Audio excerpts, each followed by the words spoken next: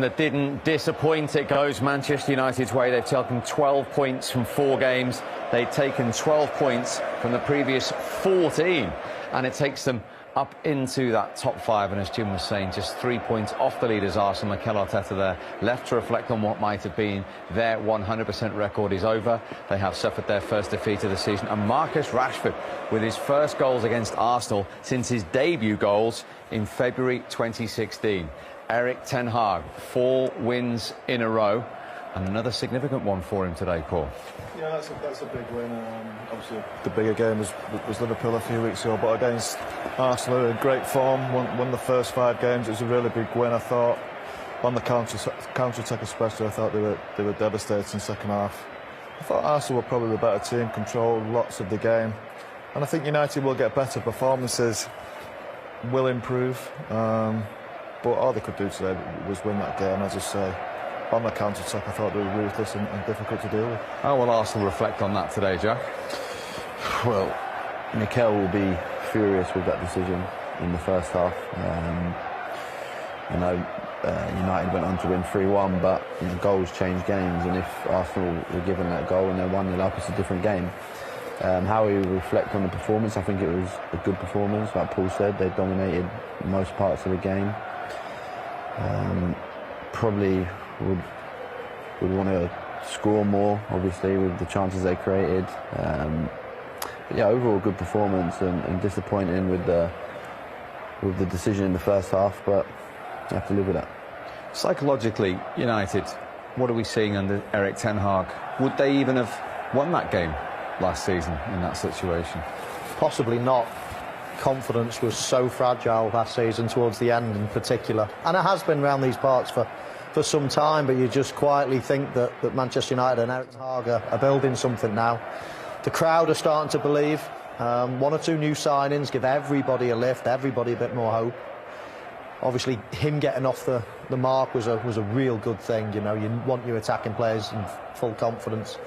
So something's starting to turn with both of these teams, actually, because Arsenal can certainly hold their heads up high after today. The worst thing you can do, though, nowadays is to give Manchester United a head start, because once they get their noses in front, they can sit back and then they can hit you on the counter-attack where they're at their most dangerous.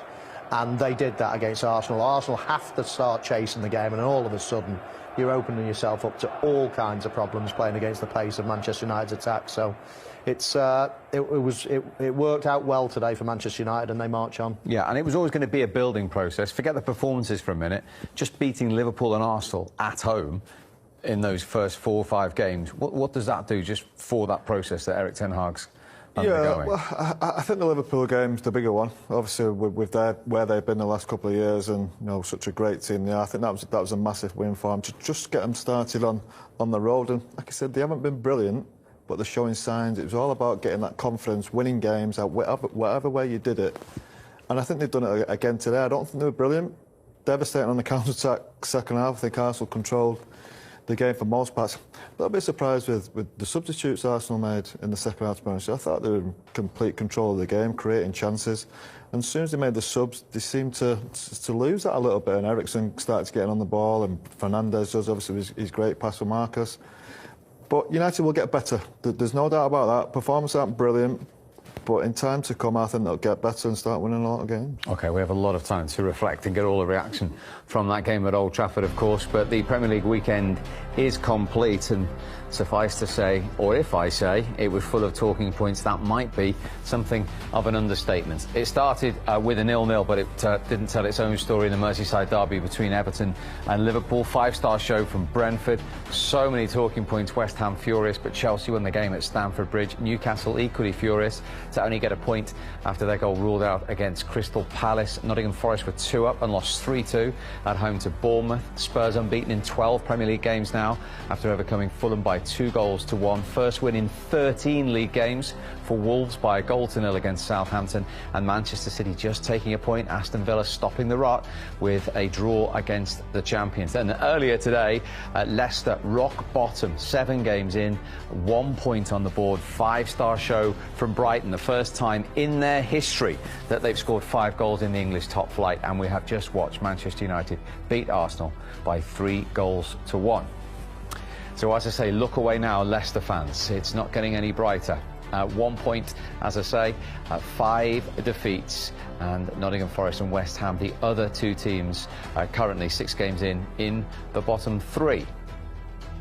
The 3 points for Manchester United nudged them up to 5th. They're a point behind Brighton, who won earlier today, who themselves trail Manchester City and Spurs by only a point. Arsenal are still top of the tree. They're a point clear, but that 100% record has gone.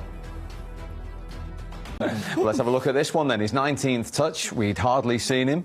And the finish was a smart one, isn't it? Yeah, we've not seen a lot of him because Arsenal was so good, but the pass there from Eriksen is brilliant. Breaks through the Arsenal midfield into Fernandes, another good touch. OK, probably a foul, but then it's all about the weight of pass from Marcus. Anthony's waiting patiently out here on the right-hand side. And he finished it really well. But this is the pass for me. This is the one. That's why Eriksen there is in there, to try and control the game. Play passes of this quality. He sees Fernandes in a lot of space. Brilliant ball into him. A little bit heavy with his second touch. Will possibly have been a foul. The referee carried on to his credit. And lovely way to pass the marks, and you'd expect him to score from there. Did you like that finish? I loved it. It was a great way to pass, and it allowed him to actually hit it with his left foot. And that's why a lot of these players now are switching sides. You know, you look at Mo Salah, you look at, well, all players at this top level seems to be left footers on the right, right footers on the left for that reason alone. But it was a brilliant flow and move, and that's what you get when you've got Eriksen playing so deep. Those passes through the lines, and Fernandes was obviously in that corridor just waiting to set the attack up. So that was one Brazilian celebration. We had already seen another Brazilian celebration from Gabriel Martinelli, but that was cut short. What was your reading of this, Jack? We spoke before, didn't we, about transition moments, and that's a transition moment. It's a great run, it's a great ball, and it's a wonderful finish. For me, it's not a foul. I can't see how it's been brought back. It's not clear and obvious. So yeah, I mean, if I'm Arsenal, I'm going at half-time. I'm happy with the performance. I'm questioning the decision to bring that back, because I can't see how they brought that back. I think it possibly is a foul, but I certainly don't think it's enough of a foul to be bringing it back and having a review. I don't think the referee should be going anywhere near that screen on the side of the pitch. There's no clear and obvious. That's just, you know, that we're getting back to the stage where we're re-refereeing games here.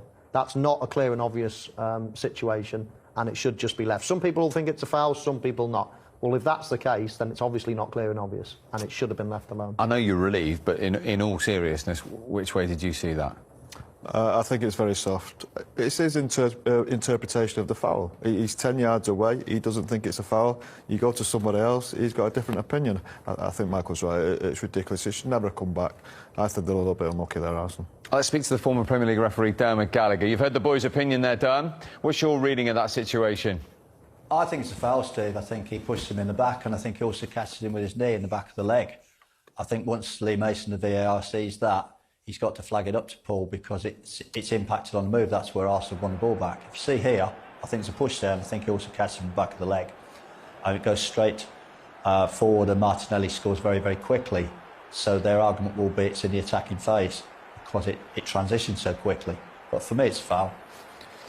Yeah, Derm, I mean, I agree. I think it's a foul as well. But that is, I mean, we've got 3 players here, 3 ex-players here, and we're all sort of debating, is it a foul? Oh, it's soft. Oh, yeah, I think it might be. You know, Jackson, probably not. We're all sort of, yes, maybe not. So surely, even for a referee, it can't be totally clear and obvious that. And don't you agree that that is re-refereeing the game for something that's not an absolute howler?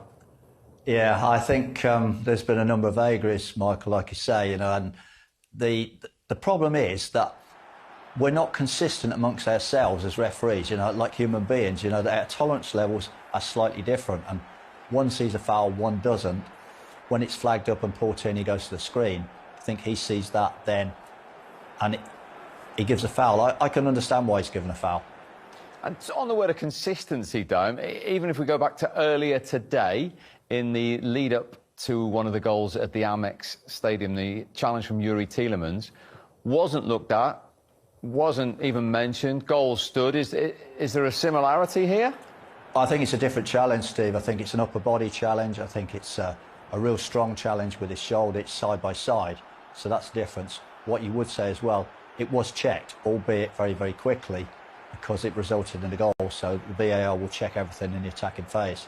But for me, that's not a foul. If you look, it's side by side, as I say, catches him with his shoulder very, very strongly. But for me, not a foul. Dermot, thank you very much indeed. We love our game. It is one of opinions, and they will be mixed surrounding that, as you can hear.